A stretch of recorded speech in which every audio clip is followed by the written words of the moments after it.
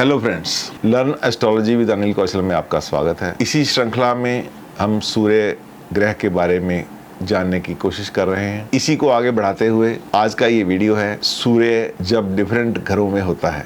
इससे पहले वीडियो में आपने सूर्य को 1 से लेके 6 नंबर घरों में होने पर जो रिजल्ट जातक को मिलते हैं उनको जाना। आज हम बात करेंगे आगे सूर्य जब 7वें घर में आपकी कुंडली में बैठा होता है और उसके आगे 12वें घर तक उसके क्या क्या असर होते हैं। सबसे पहले जब सूर्य आपकी जन्मपत्री में 7वें घर में होगा तो आपको कैसे रिजल्ट मिलेंगे। अपने साझेदार को दंड देने का प्रयास करता रहता है वो व्यक्ति जिसका सूर्य 7वें घर में होता है। और साझीदार 2 तरह के होते हैं। एक तो बिजनेस का साझीदार होता है जिसको हम पार्टनर कहते हैं। एक आपका पर्सनल साझीदार, आपका स्पाउस, आपका पति या आपकी पत्नी होती है जिसे हम जीवन साथी कहते हैं।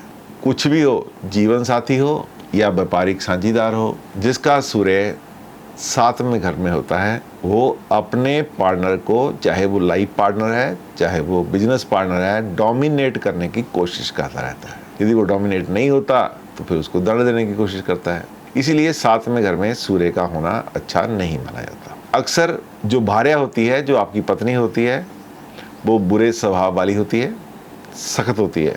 महत्वाकांक्षी जीवन साथी होता है आपका सूर्य। महत्वाकांक्षी प्लैनेट है। जब 7वें घर में आ गया, 7वें घर में जीवन साथी हो चाहे व्यापारिक साथी हो, वो महत्वाकांक्षी होगा, उसके एम्बिशंस बहुत होंगे, जिसके कारण क्या होता है, विवाह में असंतोष बढ़ता है। असंतोषजनक वैवाहिक जीवन रहता है। ये तो हो गया जीवन साथी के साथ। जब पार्टनर होता है तो उसके साथ भी असंतोष जो है बना रहता है। 7वां घर पार्टनर का भी है और आपके जीवन साथी का भी है। अब इसके भी आगे 2-3 ऐसे पॉइंट हैं जो और एलेबोरेट करते हैं इसको। बृहस्पति के द्वारा पीड़ित होने पर, जब ऐसा सूर्य 7वें घर में बृहस्पति के द्वारा पीड़ित हो रहा हो, उसकी किसी भी दृष्टि से पीड़ित हो रहा या चाहे बृहस्पति साथ में बैठ जाए, तो ये हाई ब्लड प्रेशर देता है इंसान को। जिसका सूर्य 7वें घर में बैठा हो, साथ में बृहस्पति की उसकी दृष्टि आ रही हो या बृहस्पति साथ में बैठ जाए, तो व्यक्ति उच्च ब्लड प्रेशर, उच्च रक्तचाप से पीड़ित हो जाता है या हाई ब्लड प्रेशर से पीड़ित हो जाता है। लेकिन जब बृहस्पति की जगह शनि वहां पे बैठ जाए,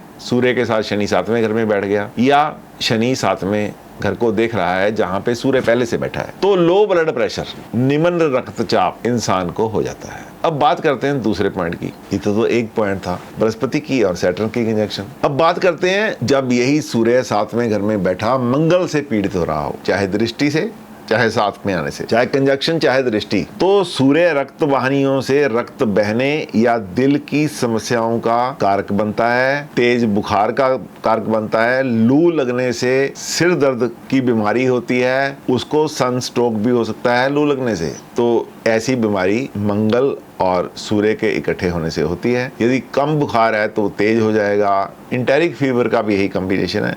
जब भी कभी आपके सूर्य आपका 7वें घर में और मंगल उसके ऊपर से गुजर रहा है तो टाइफाइड जैसी बीमारी आपको हो सकती है, तेज बुखार की बीमारी आपको हो सकती है। अब आगे बात करते हैं तीसरे पॉइंट की। जब भी आपकी पत्री में 7th हाउस में सूर्य पीड़ित होगा, या छोड़ो सारी पत्री में कहीं भी पीड़ित होगा, तो वो पेट का रोग देता है। व्यक्ति का पेट खराब रहता है, सेंसिटिव होता है, प्रोन टू इंडाइजेशन होता है, ये बात पक्की है। अब इसी सूर्य को हम 8वें घर में ले चलते हैं। जिस जातक के सूर्य 8वें घर में होता है वो पतला, दुबला शरीर वाला, रोगी जैसा, आंखों की दृष्टि की खराबी, घटना शून्य जीवन, कोई ज्यादा उत्साह नहीं होता उसके जीवन में, गूढ़ विज्ञा का शौकीन जरूर होता है क्योंकि 8वां घर है ही गूढ़ विज्ञा का, तीव्र लैंगिक और भावनात्मक बंधन होते हैं उसके, आयु की कमी, शॉर्ट उम्र वाला होता है वो। इसका मतलब ये नहीं कि उसकी मृत्यु जल्दी हो जाती है। ऐसी संभावना हो सकती है कि वो व्यक्ति, उसकी उम्र, यदि हम बात करें कि कहीं और सूर्य बैठा है, उसकी उम्र 60 साल है तो उसकी में 55 साल हो जाएगी। थोड़ी सी कम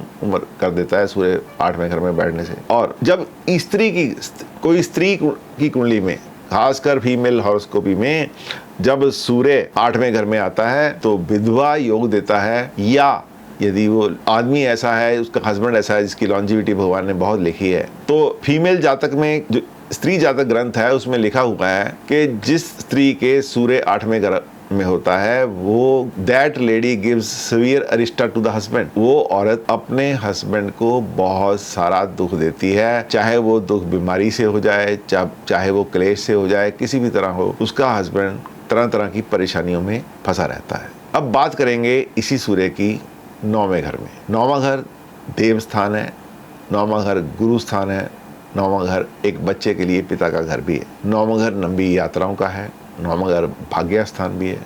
तो जब वहाँ पे सूर्य आता है तो वहाँ पे सूर्य अपने बड़ों के लिए इंसान को चिंतित बना देता है।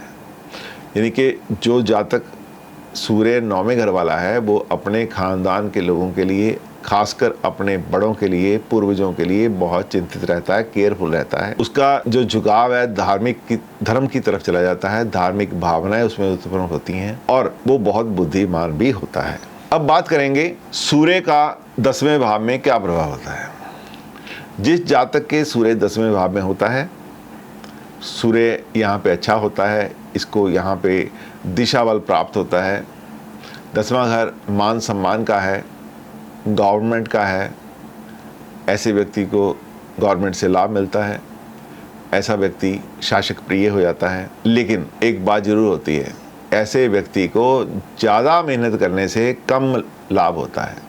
उसको अपनी ज़िंदगी में मेहनत ज़्यादा करनी पड़ती है, उसके बदले में उसको लाभ जो है कम मिलता है। और कोई भी उसका छोटा छोटा काम भी होता है, उसको ज़्यादा कठिन परिश्रम करने के बाद सफलता प्राप्त होती है। लेकिन एक बात बहुत अच्छी होती है, उसमें सीखने की इच्छा बहुत ज़्यादा प्रबल रहती है। और बढ़िया बात होती है, वो शासक प्रिय होता है। और इन द एंड क्या होता है, काम चाहे रुक रुक के होते हैं, मेहनत चाहे ज़्यादा करनी पड़ती है, लेकिन वो धनाढ़ होता है, प्रसन्नता युक्त होता है, खुश रहने वाला होता है, वो एक आज्ञाकारी पुत्र होता है, जीवन में नाम यश कीर्ति को प्राप्त करता है। उसके माता पिता भी शक्तिशाली होते हैं, क्योंकि 10वां घर शक्ति का है, मान का है, सम्मान का है, राज्य का है, राज दरबार का है, वहाँ से वो प्रसन्नता प्राप्त करता है। लेकिन जब यही सूर्य राहु द्वारा ग्रहण युक्त हो तो राजनीतिक जीवन में दुष्प्रभाव पड़ता है। जिसका सूर्य राहु के साथ 10वें घर में बैठा है, उसका राजनीतिक जीवन अच्छा नहीं रहता, जातक को अतिवादी बनाता है, कार्य क्षेत्र में उसको विरोधता का सामना करना पड़ता है और उसके प्रोफेशन का अचानक ही अंत हो जाता है, अचानक बंद हो जाता है उसका प्रोफेशन। वो बहुत बेचैन रहता है और उसके जीवन में उमंग, उत्साह, उल्लास की कमी रहती है। अब बात करते हैं इसी सूर्य की, जब ये किसी हॉरोस्कोप में, किसी जातक के पत्री में 11वें घर में आ जाता है, तो यहाँ पे सूर्य अच्छा माना जाता है। ये व्यक्ति को लंबी उम्र, धन, संपत्ति, उच्च पद देता है और ऐसे व्यक्ति के जो मित्र हैं वो बड़े प्रभावशाली होते हैं।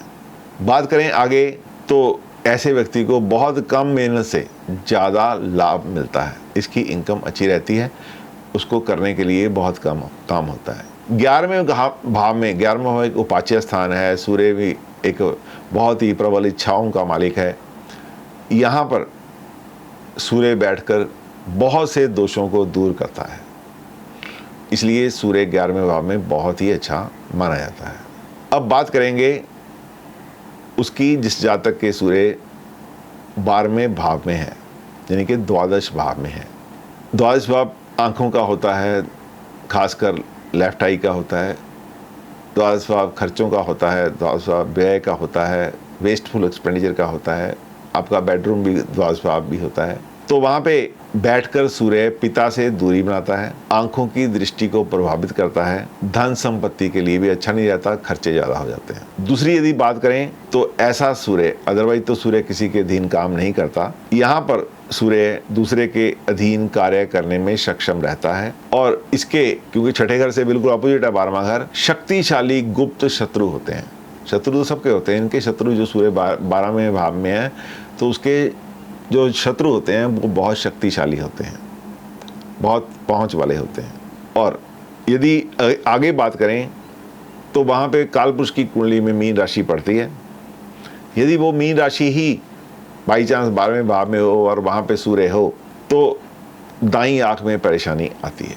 अब इससे आगे करें बात, यदि सूर्य, शनि और राहु सूर्य 12वें घर में बैठकर या शनि से पीड़ित हो रहा हो या राहु से पीड़ित हो रहा हो, सबसे पहले बात करेंगे पीड़ित नहीं है और ना ही राहु के नक्षत्र में है। 12वें भाव में सूर्य बैठा है, ना वो राहु के नक्षत्र में है, ना वो राहु से पीड़ित है, ना वो शनि से पीड़ित है। तो ये तुला लगन वाले जातकों को दीर्घ आयु देता है। तो लिब्रा असेंडेंट वाले लोग बहुत ही लंबी उम्र पाते हैं। इसका कारण है लिब्रा साइन के लिए सूर्य 11वें घर का स्वामी है, जो मूवेबल साइन के लिए बाधक स्थाना है। सूर्य वहां बाधकेश होकर 12वें घर में चला गया। आयु तो कम होनी चाहिए, लेकिन वो आयु कब कम होगी? जब वो शनि या राहु से पीड़ित होगा। नहीं तो सूर्य 12वें घर में बैठकर अपने से दूसरे चला गया, आयु का लाभ देता है। समझे आप? 11वें घर का स्वामी होकर 12वें घर में अपने से दूसरे चला गया, चाहे वो व्यय स्थान में गया, लेकिन उसने आयु का लाभ तुला लगन वाले को दे दिया। इसलिए हम मानते हैं कि जब शनि पीड़ित नहीं है और 12वें घर में चला गया है, वो तुला लगन वाले के लिए बड़ा पॉजिटिव पॉइंट बन जाता है और सूर्य लाभकारी उसके लिए हो जाता है। एकांतवास करने का स्वभाव उसको मिलता है। पारिवारिक सहायता की कमी रहती है। शासन प्रशासन के साथ समस्या रहती हैं। उपचय भाव 3, 6, 10वें और 11वें का सूर्य जातक को चरित्रवान और अन्य से श्रेष्ठ बनाता है। उपाच्य भाव कौन कौन से होते हैं? 3रा भाव, 6ठा भाव, 10वां और 11वां भाव। जब ऐसे उपाच्य स्थान पे सूर्य बैठ जाता है तो अपनी इज्जत, मान और सम्मान को मुख्य रखते हुए वो दूसरों से श्रेष्ठ बनने की कोशिश करता है और वो वहाँ पे कामयाब भी रहता है। तो ये सब था कि जब सूर्य अलग अलग घरों में होता है आपकी पत्री में। आशा करता हूँ मेरा ये वीडियो आपको अच्छा लगा होगा। यदि अच्छा लगा तो कृपया लाइक कीजिए और सब्सक्राइब कीजिए। इससे आगे जो वीडियो आएगा उसमें हम देखेंगे जब सूर्य अलग अलग राशि में बैठता है तो उसका स्वभाव कैसा रहता है, जातक को किस तरह के रिजल्ट उससे मिलते हैं, किस तरह से लाभ या हानि उससे मिलती है, उसके ऊपर विस्तार में चर्चा होगी। तब तक के लिए थैंक यू वेरी मच।